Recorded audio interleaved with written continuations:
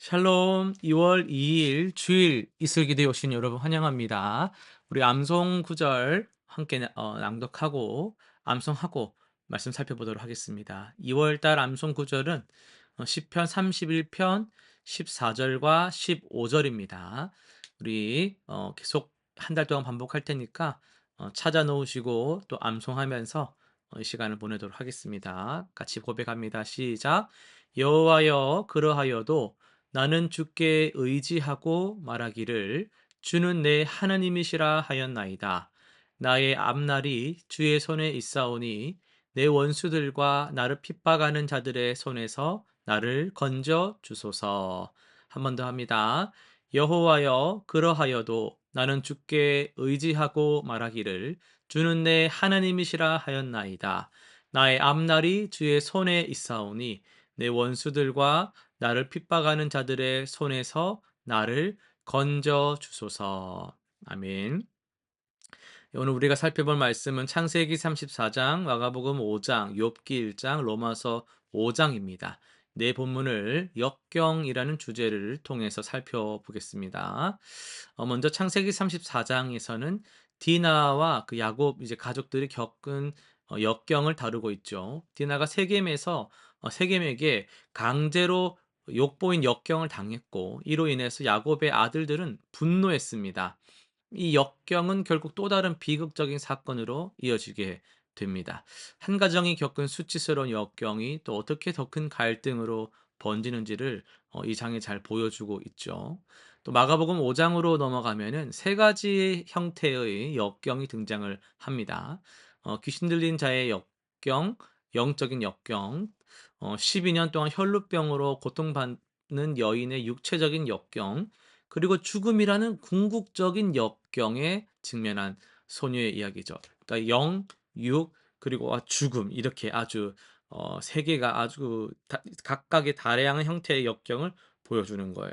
근데 예수님이 등장하시면서 이 모든 역경을 치유하시고 하나님의 능력을 보여주셨습니다.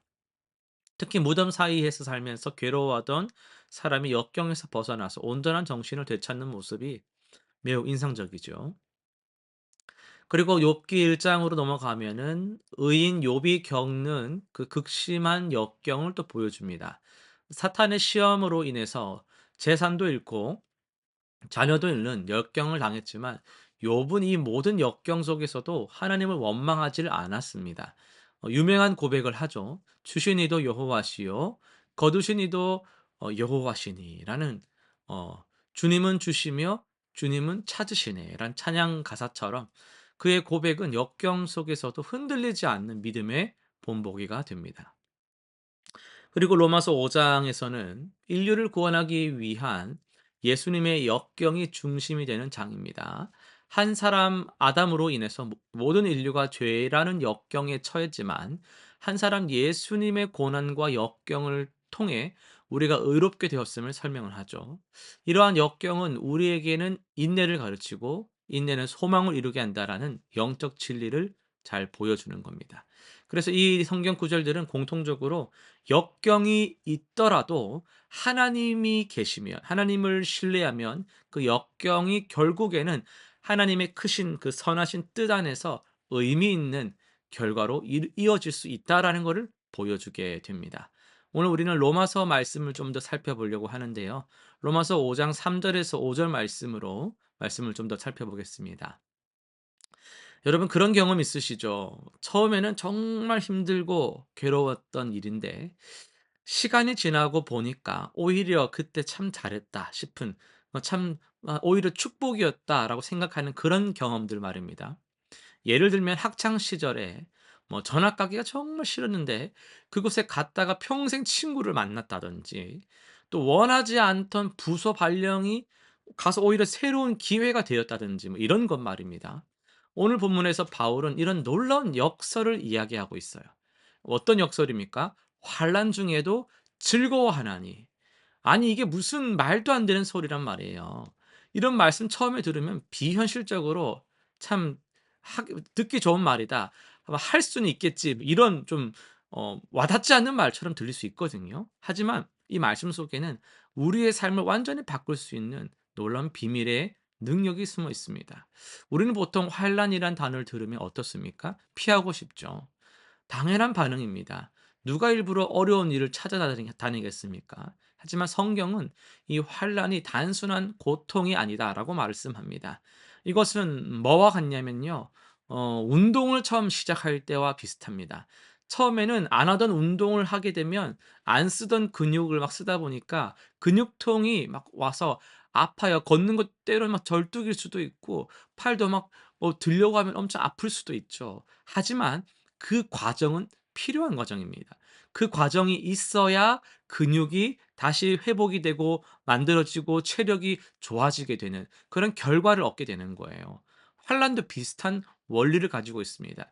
환란이라는 것은요. 우리 삶에서 영적인 근력을 만드는 과정이라고 이해하시면 좋겠어요. 이것을 또 다르게 설명을 해 보자면 자동차 정비를 배우는 과정 속에서도 발견할 수가 있는데요. 제가 듣기로는 숙련된 그런 명장들, 정비사들은요. 엔진 소리만 들어도 이 뭐가 문제인지를 바로 알 수 있다고요. 와 놀라운 거 아닙니까? 엔진 소리 몇 번 시켜도 뭐 다 똑같은 소리 같은데 그분들은 딱 엔진 한번 켜 봐라 하고 시동 한번 켜 봐라 하고 엔진 소리 한번 탁 들어보면은 이 뭐가 문제네 바로 안다라는 거죠. 근데 그게 뭐 그분들이 타고났겠습니까? 어떤 과정을 거쳤겠어요? 하루아침에 생기는 일이 아닙니다 이거는. 수많은 소리를 듣고 수많은 실패와 시행착오와 그런 여러 가지 살피는 일들을 끊임없이 반복한 결과 그런 기술을 능력을 터득 습득하게 된 겁니다. 여러분 우리 신앙생활도 다르지 않습니다. 다양한 어려움과 다양한 시련을 겪으면서 우리는 점점 그 상황을 겪을 때 '아 이거 하나님께서 뭐라고 말씀하시는지 하나님의 음성을 정확하게 분별할 수 있게 되는 거예요. 남들은 막 와 할 때 막 어떻게 헐레 막 허겁지겁 막 허둥버둥 하는데 막 나는 딱 보면은 이거 뭐 어떤 상황인지 딱 알게 되고 요동치 아니하고 잠잠히 하나님께 더 나아갈 수 있는 그런 신앙적인 성숙이 환란을 통해서 일어난다는 겁니다. 처음엔 혼란스럽고 고통스러웠던 상황들이지만 나중엔 우리를 더 성숙한 믿음의 사람으로 만드는 과정이 되는 거예요. 제가 첫째가 이제 커가는 과정에서 애들은 열이 오르는 게 위험하잖아요. 열 경련을 첫째는 유독 많이 했습니다. 그게 참 처음 겪는 부모에게는 그런 환란이 없어요 이게. 애가 이렇게 감기 걸렸을 때 갑자기 이제 뇌가 더 완전히 성숙되기 전에 고열로 확 올라가면 뇌에서 셧다운을 하는 게 열경련이라고 하더라고요. 밥 먹다가 갑자기 막 애가 막 이를 꽉 깨물면서 입술이 보라색을 되면서 막 눈이 돌아가면서 막 애가 막 경직되면서 막 바닥에서 막 탁 부들부들 떠는데 그게 정말 놀라고 막 119 신고하고 막 처음에는 뭐 어떻게 될지 몰라 가지고 옷 다 벗기고 막 찬물에 넣었다가 뺐다가 하면서 막 그랬었거든요. 근데 이게 뭐 웃을 일은 아니지만은 최근에도 이제 6살 올라왔는데도 그 40 도까지 가까이 찍으니까 한번 열경련이 왔는데 노련하더라고요. 그래, 그래. 괜찮아, 괜찮아." 하면서 막 손도 막 떨지도 않고 그냥 자연스럽게 옷 벗기면서 주물러 주면서 계속 대화하면서 회복할 때까지 계속 기다려 주고 그건 말도 처음에 잘 안 나오거든요. 근데 그런 어려움들을 환란을 겪어가면서 계속해서 그 속에서 배우고 성장하니까 이제는 거기에 맞춰서 성숙한 대응을 할 수 있게 된다라는 거예요. 오늘 본문의 과정이 다 그런 말씀입니다. 환란은요 인내는 연단은 소망을 만들어낸다라는 거예요. 이거는 한순간에 되는 게 아니라 마치 원석이 여러 단계의 가공 과정을 거쳐서 보석이 되어 가는 것과 같은 겁니다. 자녀를 키울 때 그렇게 이런 일을 많이 보게 되죠. 그래서 여러분 지금 여러분이 겪고 있는 환란, 역경 그것들이 무엇이든지 간에요. 그것이 끝이 아닙니다. 경제적 어려움, 뭐 여러 가지 건강 문제 그것들이 여러분을 무너뜨릴 수가 없습니다. 왜냐하면요. 마지막 구절에서 말씀하듯이 성령님께서 우리 마음에 하나님의 사랑을 부어 주시고 계시기 때문이에요. 우리의 힘으로가 아니라 하나님의 은혜가 있기 때문에 하나님의 섭리 속에 여러분이 계시기 때문에 반드시 감당할 수 있는 시험을 주시기 때문에 그걸 잘 이겨낼 수 있고 우리는 소망을 붙잡고 나아가게 될 줄로 믿습니다. 실천 사항 세 가지 한번 정리해 보도록 하겠습니다.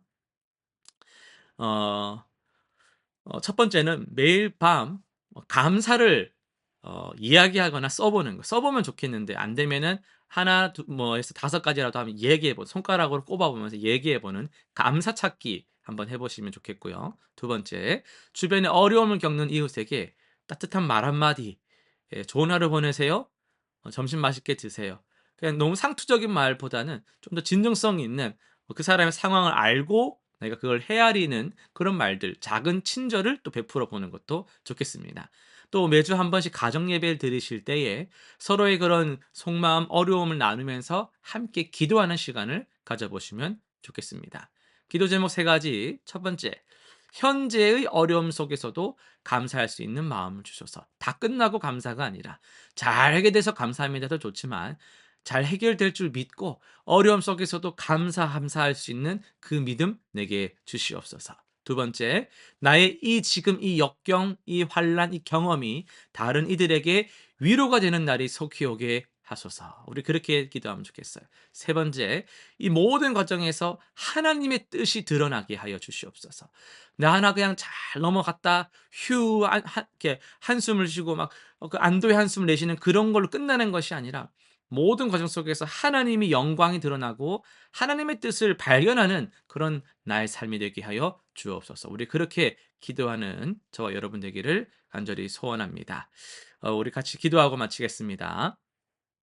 하나님 아버지 감사합니다. 우리 삶의 많은 역경 속에서도 우리가 이 역경을 헤쳐나갈 수 있는 것은 하나님께서 우리와 함께 하시기 때문인 줄로 믿습니다. 역경이 있지만은 역경을 넘어서는 하나님의 선하심이 있고 우리를 살피시는 하나님의 세미한 손길을 우리가 오늘도 의지하며 나아갑니다. 오늘 하루 우리 역경 속에서도 이 환난은 인내를, 인내는 연단을 소망을 이룬다라는 말씀을 우리가 묵상하고 기억하면서 더욱더 영적으로 성숙해져 가는 하루가 되게 하여 주옵소서. 감사드리며 예수님의 이름으로 기도드립니다. 아멘.